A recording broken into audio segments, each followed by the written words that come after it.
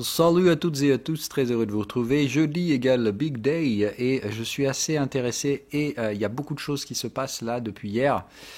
Difficile à dire encore s'il faut tirer des conclusions ou si elles sont trop hâtives, mais clairement, je le sentais bien venir, la prise de profit avant la Banque Centrale Européenne aujourd'hui. On a aussi des petits chiffres sur l'inflation et le chômage. Bref, il y a quand même, donc c'était la grosse journée. Tout était concentré cette semaine sur une journée. On s'est fait chier comme des rats morts depuis lundi pour en arriver à là où nous sommes. Et j'espère que vous l'avez vu parce que moi, ça me frappe immédiatement.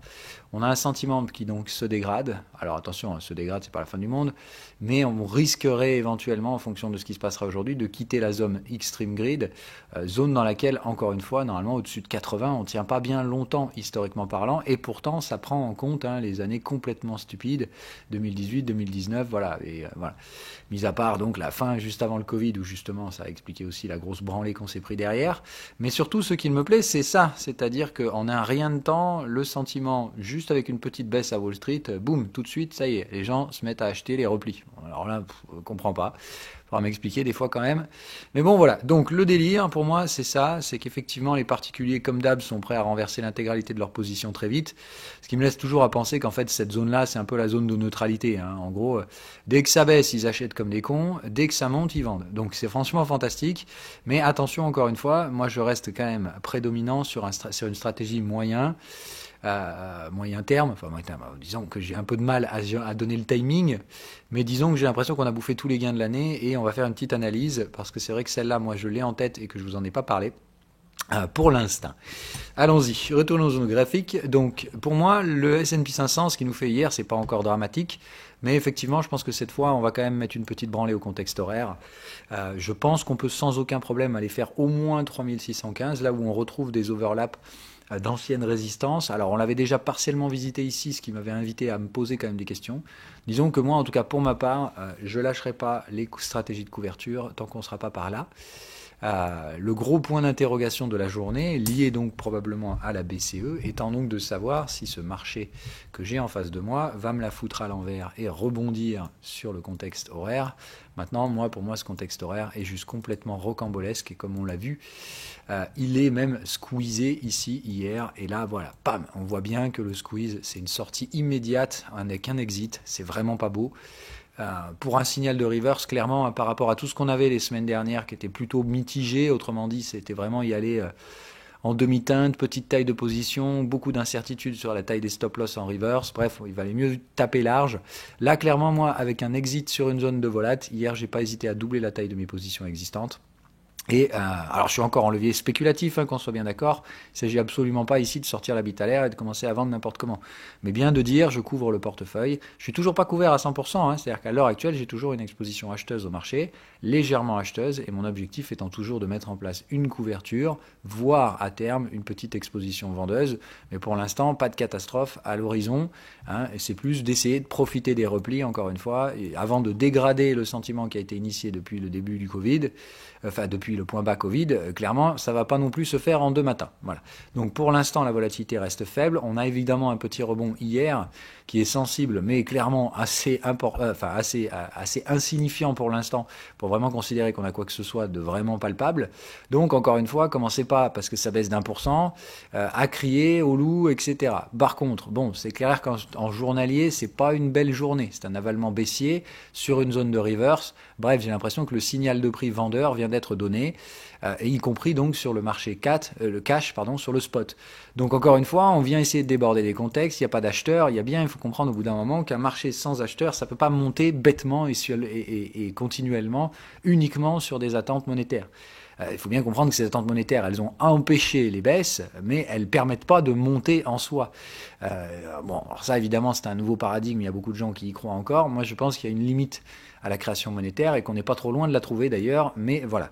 Donc on fait un peu attention et voilà, des replis me semblent plus que probables à ce niveau-là. Maintenant, il va falloir voir ce que nous délivrera la BCE et c'est aussi simple que ça.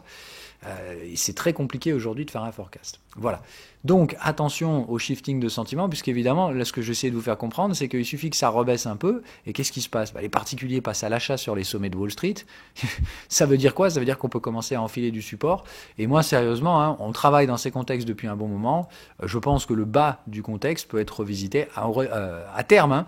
C'est-à-dire que, évidemment, il y a une donnée temporelle. Ce contexte étant haussier, plus on mettra de temps, moins on retracera. J'ai pas encore une fois envie de crier au loup à l'heure actuelle, mais je pense qu'il y a une probabilité assez raisonnable qu'on termine un cycle vendeur sur l'UT hebdomadaire. Donc, j'ai pas l'impression qu'il y ait beaucoup de gains à faire sur le rallye de fin d'année, mais plutôt se retirer sur les replis. Qu'est-ce que je vise sur ces potentiels replis? Ni plus ni moins en fait que se rapprocher un petit peu plus du cours d'ouverture annuel. Si vous le notez sur vos graphiques, ça fait ça. Alors, je ne vais pas utiliser là. Bon, on s'en fout, même si c'est la couleur de la troisième borne. C'est juste pour vous donner une idée.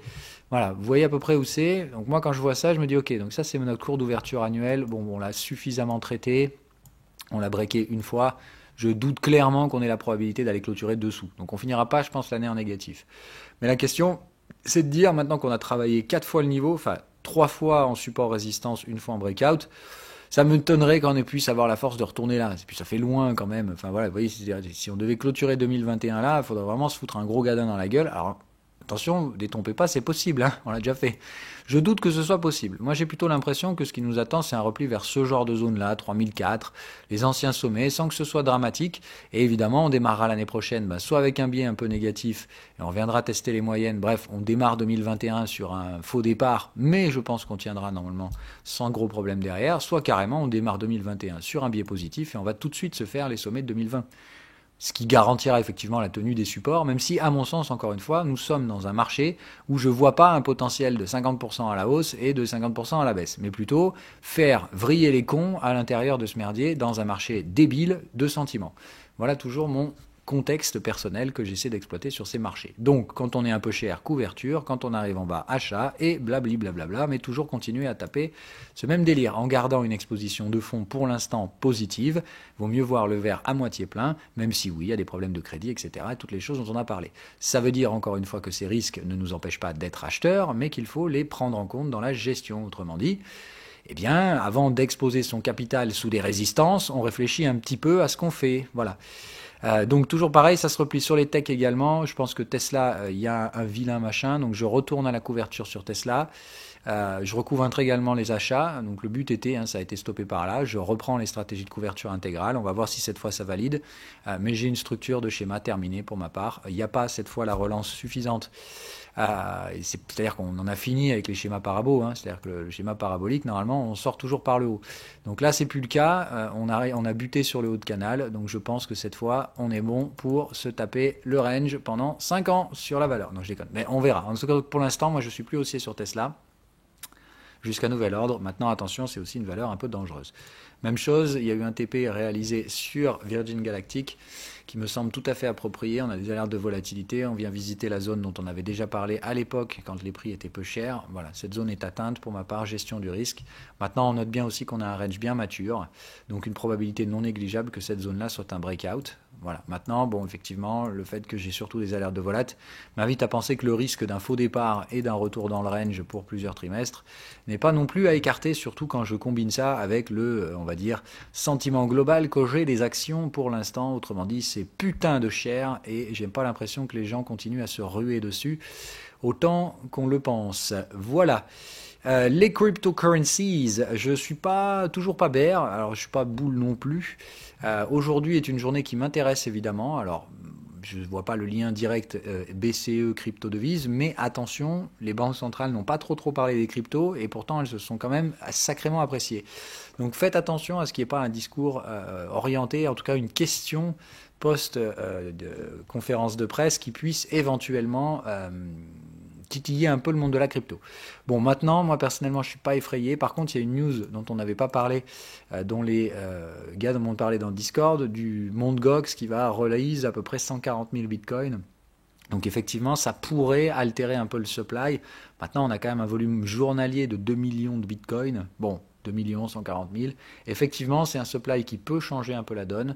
Maintenant, voilà, bon, moi, pour ma part, clairement, on travaille toujours sur des stratégies en breakout. Donc, pour moi, toutes les zones d'hésitation sont favorables à des suivis de tendance. C'est la stratégie que j'applique depuis que je vous en ai parlé dans Discord et que je continue d'appliquer. Je recherche tous les supports pour des achats pour l'instant. Les ranges ici sont matures, c'est-à-dire que là, pour moi, tout retour aux résistances égale stratégie en suivi de tendance. Tant que, évidemment, on ne viendra pas remettre en question cette stratégie, j'appliquerai du suivi de tendance sur Bitcoin. Et oui, et j'ai bien l'impression que pour l'instant, ça marche pas trop mal. Hier, dès qu'on arrive sur les premiers supports, pouf, ça réagit direct, on l'a vu en live. Donc c'était clairement très propre. J'ai un peu hésité même à me reprendre quelques éthers, mais bon voilà. Donc ça réagit bien. Attention, la bataille n'est pas gagnée, surtout quand on est à l'amont d'une intervention de banque centrale, etc. Donc je m'attends clairement à ce qu'il y ait une question sur les cryptos. Et voilà. Donc pour moi, toujours pareil, cette zone des 600, qu'on travaille, on travaille. J'ai pas encore la réponse de ce qui nous attend derrière. Ça se trouve, ce sera un rejet, hein, ne soyons pas stupides non plus. Pour ma part, si je prends Ethereum, je suis toujours les règles de la stratégie pour me repérer. Pour moi, on est toujours à l'intérieur d'un gros range. Le petit range dont on a fait la rupture baissière, pour moi, aucun intérêt. D'ailleurs, il a été réintégré par sa trendline. Attention, la réintégration doit toujours réintégrer les bornes, c'est-à-dire soit la troisième, soit la seconde. Ici, dans notre cas de figure particulier, on a tenté une réintégration de la seconde. Pour l'instant, on ne tient toujours pas les clôtures correctement. Donc attention, encore une fois, à ne pas vous secouer trop vite les neurones.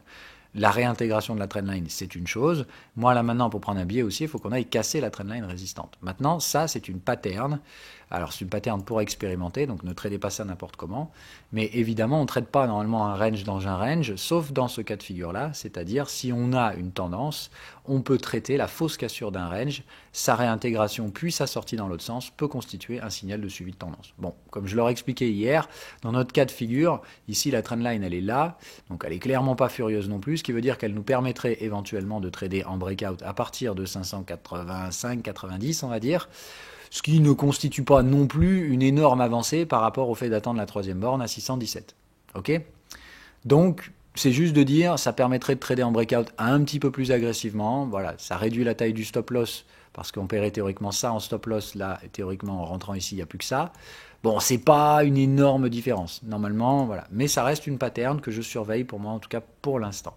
Donc, réintégration de la trendline cassée, c'est une bonne chose. Tant qu'on reste au-dessus, on va garder un biais positif. Mais maintenant, il va falloir péter la trendline résistante pour donner un vrai sentiment acheteur. Pour l'instant, je n'ai ni l'un ni l'autre en préférence, puisqu'il s'agit pour ma part toujours d'un vilain bruit de range, tout ce qu'il y a de plus inutile. Par contre, en 4 heures, là où j'aime bien les stratégies en suivi de tendance, donc plutôt pour les expérimenter là, c'est qu'effectivement, sur le time frame inférieur, on voit bien donc la quatrième borne de range potentielle, avec une structure de range pas bien propre, mais une structure de range mature, et on y voit ici la structure en suivi de tendance, c'est-à-dire la survente. Alors, il y a un TP qui vient réduire un petit peu aussi l'agressivité sur cette pattern, ça veut dire attention, mettez pas tout votre jus ici, parce que TP, ça peut effectivement aller taper un peu plus bas sans problème. Mais voilà, on note qu'on a aussi la survente. Donc la survente étant un signal de tendance sur un canal de tendance avec triangle de confirmation. Encore une fois, attention si vous êtes bear sur ces marchés, ça ne m'invite pas spécialement à l'être pour l'instant. Voilà. Donc toujours neutralité, attention à ne pas surexploiter le signal de cassure technique qu'on a obtenu hier, puisque c'est une cassure technique de range dans un range. Donc ce qui compte, c'est le range large. Et tant qu'on est dedans, eh ben, on est toujours dans un range. Et le problème de ce range, c'est qu'il me semble être une structure intermédiaire de tendance.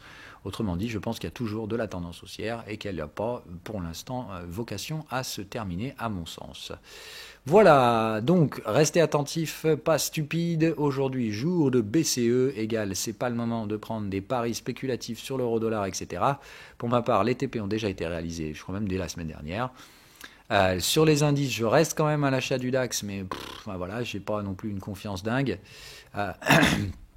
Disons qu'à ce jeu-là, je ne sais pas trop à quoi m'attendre cette semaine, très sincèrement. Mais bon, voilà. Bon, moi, je crois que j'ai acheté par là et j'ai mon stop à break-even. Donc, encore une fois, moi, quand je prends des risques, mais que je risque rien, ça me va très bien. Donc, pour l'instant, je ne sais pas du tout ce qui nous attendra ce soir. Soit on aura la délivrance BCE, direction le sommet historique du DAX, soit au contraire, ce sera moins bon. Et on verra un petit peu ce que les marchés en pensent. Voilà, si ce n'est que je serai un petit peu absent pour ma part entre aujourd'hui et demain. Le bon vieux geek que je suis attend un jeu vidéo depuis à peu près 10 ans qui sort aujourd'hui. Et évidemment, je me prendrai le luxe que m'offre ce travail, c'est-à-dire de faire ce que je veux. Alors, aujourd'hui, je serai très peu présent dans le Discord, etc. Donc, je vous souhaite à toutes et à tous une agréable journée. Naviguez comme des grands, de toute façon. Donc, BCE égale volatilité exploitée, à exploiter éventuellement, mais en tout cas, à mon sens, je ne l'exploiterai pas pour les raisons que je viens de vous montrer précédemment. Bye bye.